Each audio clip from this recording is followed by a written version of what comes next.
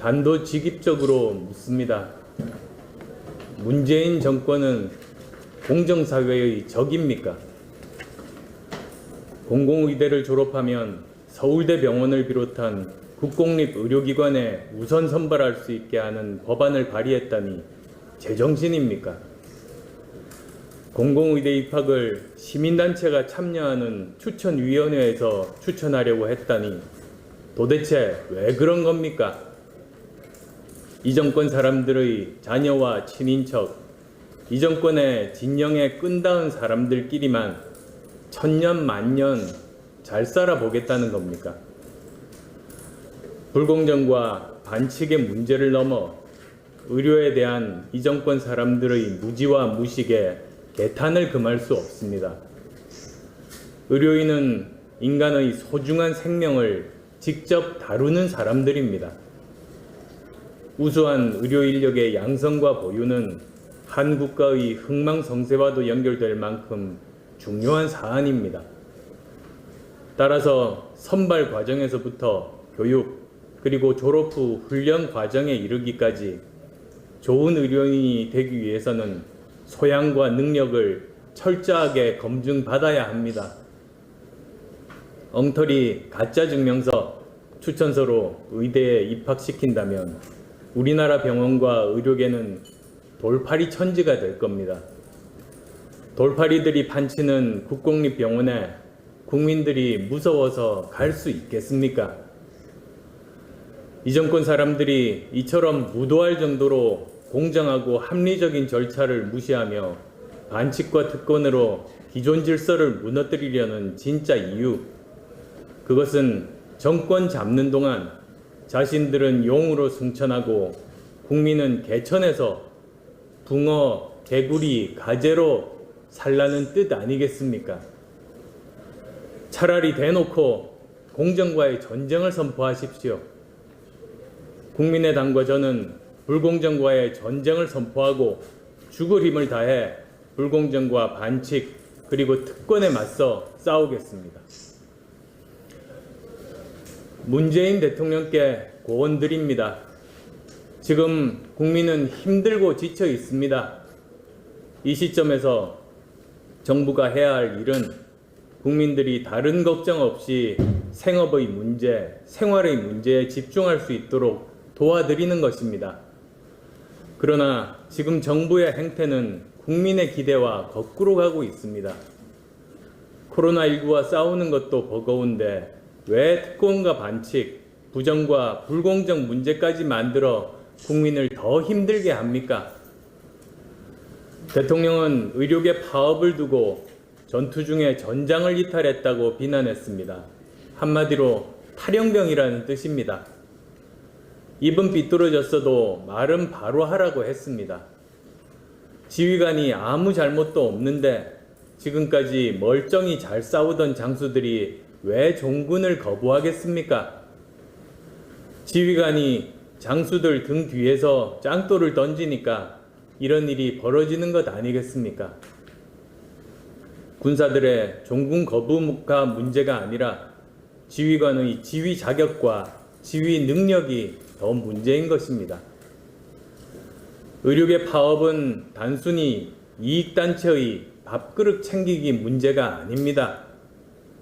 자신들이 평생을 바쳐 일하는 의료 분야의 중대한 변화에 대해 제대로 된 상의나 공론 과정도 없이 잘못된 정책을 일방적으로 밀어붙였기 때문입니다. 의료계도 속고 국민도 속은 그들만의 잔치, 공공의대 추천제에 대한 반발은 반칙과 특권을 제도화하려는 이 정권에 대한 불가피한 저항의 표현입니다. 의료 분야뿐만 아닙니다. 말 많은 한전공대도 수능도 내신도 없이 학생을 뽑겠다고 합니다. 정권의 낙하산 천국, 산피아의 놀이터인 한국전력이 운영하는 대학에서 수능도 내신도 없이 학생을 뽑는다면 과연 누가 입학하겠습니까? 누구누구 수석의 아들, 누구누구 산업부 간부의 딸, 그 동네 유지의 조카가 아니면 보통 학생들은 모두 들러리가 될 것입니다. 대통령께서 엊그제 촛불 정신을 거론하셨는데 이러라고 수백만 국민이 촛불을 들고 176석 거대 여당을 만들어준 줄 아십니까? 문재인 대통령께 경고합니다. 공공의대 추천 입학제, 황당한 한전공대 학생 선발 같은 반칙과 특권, 불의와 불공정을 제도화하는 모든 망측한 시도를 당장 중단하기 바랍니다. 진정 공정사회의 적이 되려고 하십니까? 모든 국민의 대통령이 되겠다는 취임사가 단 1%라도 진실이기를 바랍니다. 의료진 파업이 없었다면 공공의대 추천 선발 같은 특권과 반칙의 제도화는 쥐도 새도 모르게 성공했을 수 있습니다. 한전공대 입학 방식 같은 황당한 일도 주목을 끌지 못했을 수 있습니다. 이런 반칙과 특권, 부정과 불공정의 사례가 백일화에 드러나 국민적 지탄의 대상이 되고 반대 여론이 들끓게 된 것은 대한민국의 미래를 위해 참으로 다행한 일입니다. 이 정권이 국민 몰래 뒷구멍으로 처리하려는 반칙과 담합, 불공정의 사례를 찾아내 정상화시키고 그 주모자들이 응분의 책임을 지도록 하는 것이 지금 야당에게 주어진 중요한 과제 중에 하나일 것입니다. 국정 운영에 대해 정부 여당에 요구합니다. 위기일수록 국민 통합의 정치가 절실합니다. 이것은 삼척동자도 아는 상식에 속하는 문제입니다. 부적절한 여론전과 공권력 남용을 이용한 편가르기를 즉각 중단해 주십시오. 코로나19 전쟁에서 한마음이 되어 싸우고 있는 국민과 의료진을 편가르게 하는 것은 적전분열이며 이적행위입니다. 코로나와 싸워야지 왜 코로나와 싸우는 의사들과 싸웁니까? 정부 여당은 7년 전 문 대통령께서 왜 이렇게 강경한가? 태도와 대화와 타협이 먼저여야지 공권력이 먼저여서는 안 된다는 말을 되새겨 보시기 바랍니다. 또한 정부 대응 조치와 정책의 예측 가능성을 높여 주십시오. 지금 국민이 불안한 것은 내일 당장 자신들의 생활이 어떻게 바뀔지 알 수 없기 때문입니다. 누구누구 때문에 상황이 나빠질 수 있으니 알아서 조심하라는 식의 무책임한 행정으로는 국민의 불안감을 절대 잠재울 수 없습니다. 코로나19 확산 단계별 대응 조치의 예측 가능성을 높여야 국민들께서 상황별 변화에 따라 마음의 준비를 하며 능동적으로 대처하실 수 있습니다. 상황에 따라 할 듯 말 듯 추이를 보며 결정하겠다는 것은 무능한 정부의 전형적인 모습입니다. 지금 당장이라도 코로나19 대응 단계의 상향 기준을 명확히 제시해야 합니다. 이를 통해 국민들이 스스로 예측하고 대응할 수 있도록 해야 합니다. 내 생업의 현장, 삶의 현장이 어떻게 변할지 가늠할 수 있어야 합니다. 주말이 다 돼서야 다음 주에 아이들을 학교에 보낼 수 없다는 걸 알게 되는 지금의 시스템은 국민적 혼란과 괴로움을 가중시킬 뿐입니다. 입시 문제 역시 마찬가지입니다. 코로나19 확산 시나리오별로 상황에 맞는 대응 방안을 이미 제시했어야 합니다. 지금보다 코로나19 확진자 수가 얼마 이상 늘면 수능을 연기한다든지, 그게 어렵다면 2번 치러서 재학생들의 불이익을 없애겠다든지, 지역별로 확산 단계가 다를 경우 어떻게 하겠다든지, 그렇게 될 경우 대학의 학사 일정은 어떻게 조정한다든지 하는 세밀한 계획을 제시해야 합니다. 그 계획에 맞게 수험생들이 준비하고 대응할 수 있도록 해야 합니다. 그게 수험생의 심적 안정에도 도움이 됩니다.